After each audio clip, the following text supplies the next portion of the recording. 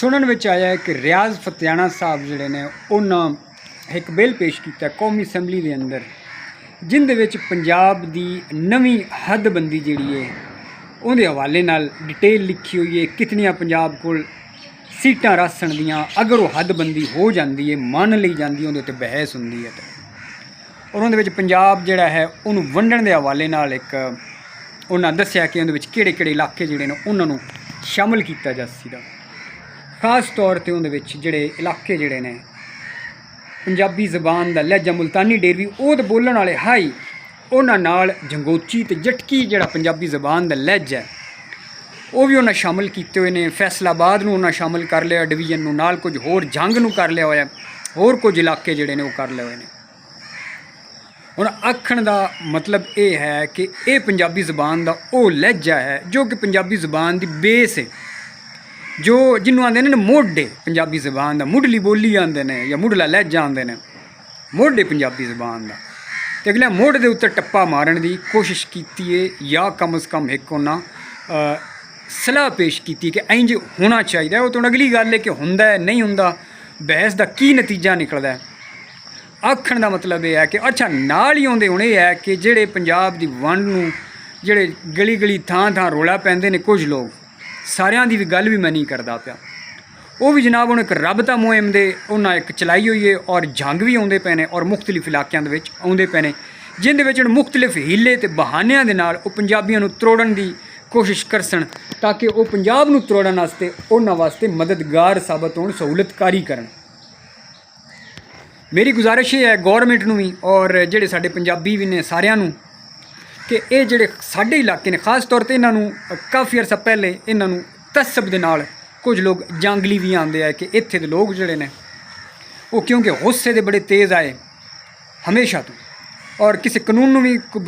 कुछ ज़्यादा इंज मनदे ना, अपना जिहड़ा इत्थे दा लोकल कानून आ उन मनदे आ जिहड़े जे वो कानून जिहड़े कि हमलावरां दे अगर कब्जे तो बाद उन्हें अपने लागू करने की कोशिश की उन्होंने ना मनदे और ये बागियां दे इलाके मशहूर है।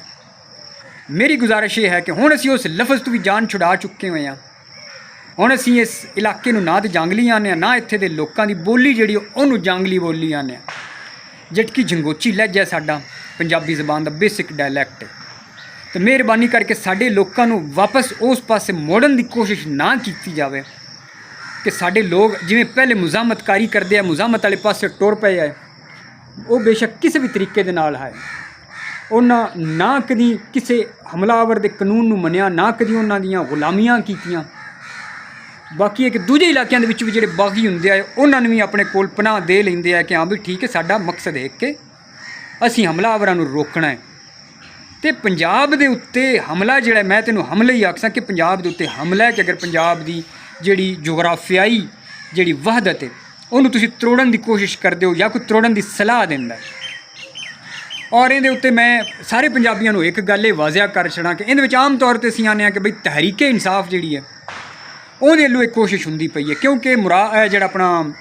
रियाज फतियाना साहब ने इन्हां दा तलक क्योंकि हुण इस जमात दे नाल है।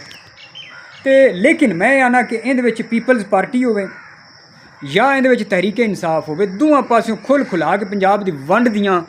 कोशिशां ते साजिशां कीतियां जांदियां ने और जिहड़ी मुस्लिम लीग नून है वो चुप रह के ते इन्हां दी सहूलतकारी करदी है। अक्सर खुल के अज तक तुसीं वेख्या कि किसी इन्हां दी मुखालफत कीती होवे या आख्या होवे कि नहीं भी असीं पंजाब नूं वंडण नहीं देना।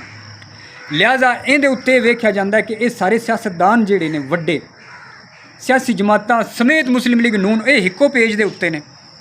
उतनी देर तक हिक्को पेज दे उत्ते ने जितनी देर तक एक खुल खुला के पंजाब दी वंड दी मुखालफत नहीं करते। तो पंजाबियों जागते रहो इस तो पहले कि तुहाडे खिलाफ कोई साजिश हो जाए और मुड़ बाद विच तुसीं पछताओ या आखो कि भाई सानू तो पता ही कोई ना आया। और दूजी गल है कि साजिश दे विच जिहड़ा सियासतदान शामिल है, जिहड़ा जगीरदार या वडेरा शामिल है,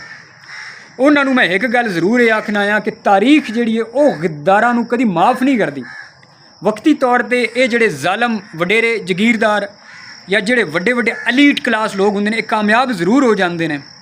लेकिन तारीख इन्हां नूं भुलदी नहीं। कदी ना कदी